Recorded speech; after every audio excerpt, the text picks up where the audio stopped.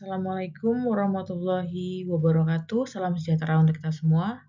Halo teman-teman semua, selamat malam. Perkenalkan, saya Sumelina dari Prodi PJJ Akuntansi Universitas Siber Asia kelas AK201 dengan dosen pengampu Bapak Muhammad Nur Ihsan, SI MIKOM. Hari ini saya ingin bercerita tentang sesuatu yang saya rasa pernah kita semua alami, yaitu marah. Judul presentasi saya mengelola emosi untuk menjadi pribadi yang lebih dewasa dan produktif.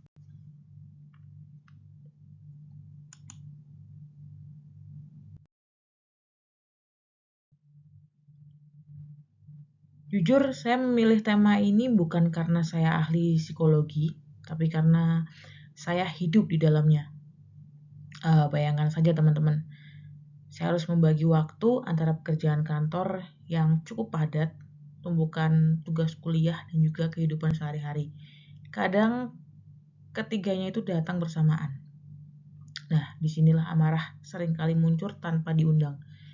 Saya memilih tema ini karena saya sedang belajar mengelolanya, dan saya ingin berbagi proses belajar ini dengan teman-teman semua.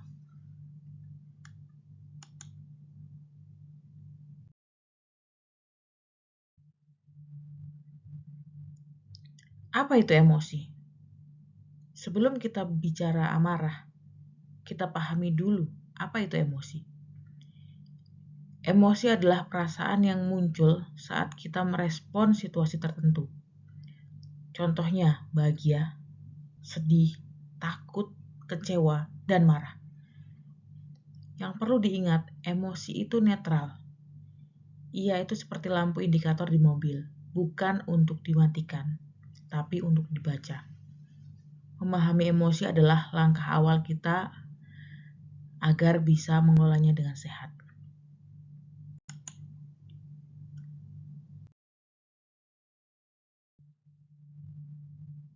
Lalu, apa itu anger management? Saya suka definisi dari Daniel Goleman. Beliau bilang, tujuannya bukan menghilangkan amarah, tapi merespon dengan bijak tanpa merugikan diri sendiri atau orang lain. Intinya kita belajar mengenali amarah, memahami penyebabnya, mengekspresikan dengan sehat, dan meresponnya secara bijak. Nah, itulah yang disebut kecerdasan emosional.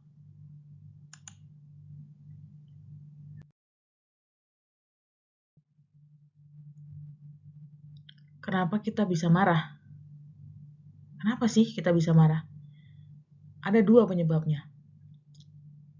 Dari sisi internal seperti kelelahan, kurang tidur, stres, atau tekanan pekerjaan yang menumpuk. Eksternal seperti konflik, kesalahpahaman, atau juga mendapatkan perlakuan yang tidak adil. Dan yang paling sering terjadi adalah akumulasi tekanan.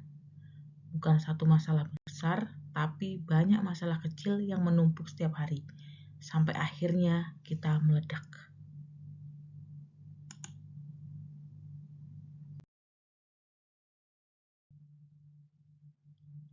Nah, kalau kita biarkan terus-menerus, dampaknya itu akan berat. Secara fisik, tekanan darah akan naik, jantung kita berdebar, kepala jadi pusing. Secara psikologis, kita akan stres, susah fokus, dan muncul beberapa penyesalan. Dari sisi sosial, hubungan keluarga jadi renggang, pertemanan terganggu, komunikasi buruk, bahkan kita dijauhi. Saya pernah merasakan ini, dan percayalah itu tidak nyaman.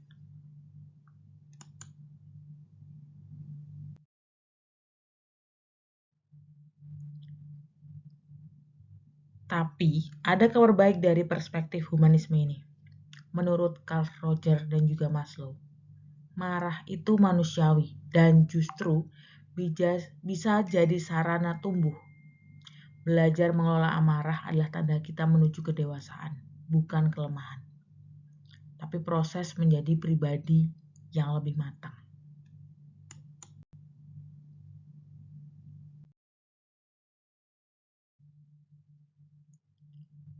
Dari pengalaman pribadi saya, Saya sendiri merasakan betul bagaimana emosi itu meledak saat pekerjaan dan juga tugas kuliah itu datang bersamaan. Apalagi kalau kondisi fisiknya itu sangat lelah.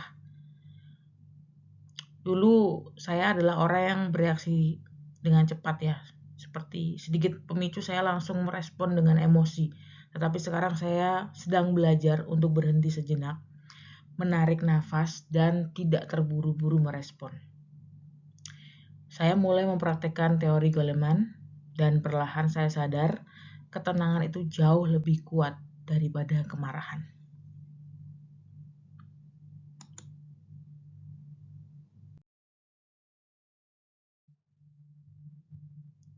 Nah, agar tidak terlalu serius, saya ingin berbagi senjata rahasia saya untuk menenangkan diri ketika emosi mulai memuncak.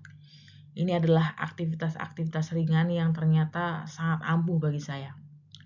Pertama, saya nonton film. Saya suka sejenak lah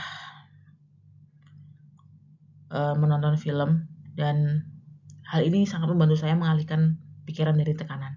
Kedua, saya mendengarkan podcast. Kadang mendengar sudut pandang dari orang lain atau cerita inspiratif membuat saya sadar bahwa masalah saya tidak sebesar yang saya bayangkan. Ketiga, saya menikmati kopi di kafe favorit saya. Bukan masalah tempatnya. Kadang tempat sederhana saya juga sudah merasa nyaman. Kadang cuma melihat orang lalu lalang membuat pikiran perlahan menjadi lebih tenang. Kemudian yang keempat, mengubah penampilan seperti ya mungkin memotong rambut ya atau mewarnai rambut. Jadi pernah dengar istilah new look, new mood. Nah, kadang sekedar memotong rambut atau berganti gaya itu bisa memberikan energi baru dan juga menyegarkan pikiran. Kemudian yang kelima, memberi waktu untuk diri sendiri. Ini yang paling utama.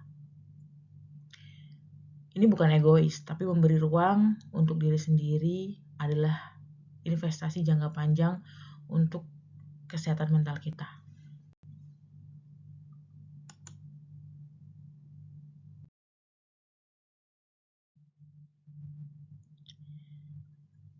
Dari semua pengalaman dan juga strategi ini, saya sampai pada beberapa pelajaran yang sangat berharga.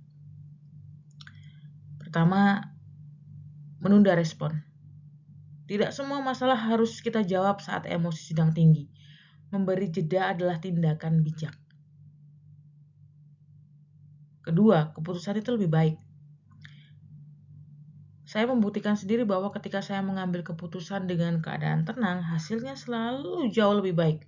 Dan ketiga, tanda kematangan. Saya dulu mengira mengalah itu lemah. Ternyata mengendalikan amarah adalah bentuk kekuatan yang sesungguhnya. Dan ini adalah tanda kedewasaan. Dan keempat, kesadaran diri. Semua dimulai dari mengenali diri sendiri. Tanpa kesadaran, kita tidak akan pernah bisa berubah.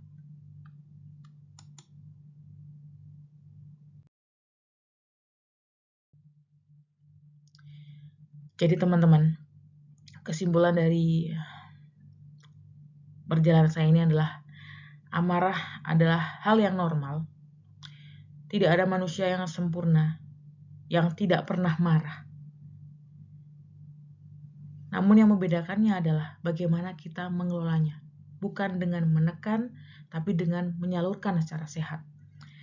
Melalui aktivitas positif, refleksi diri, dan juga keberanian untuk berubah. Saya percaya dengan belajar mengelola amarah, kita bisa menjadi pribadi yang lebih sabar, lebih bijak, dan juga tahan banting dalam menghadapi berbagai kehidupan.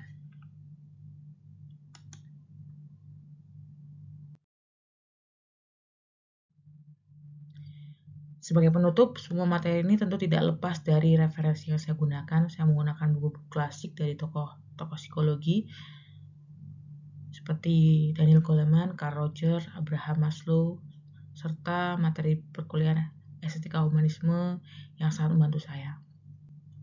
Sekian cerita dan presentasi dari saya. Saya sadar bahwa proses belajar ini masih panjang dan saya masih terus berproses.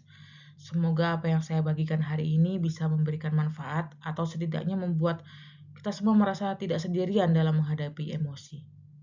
Terima kasih atas waktu dan perhatiannya. Mohon maaf jika ada kata-kata yang kurang berkenan.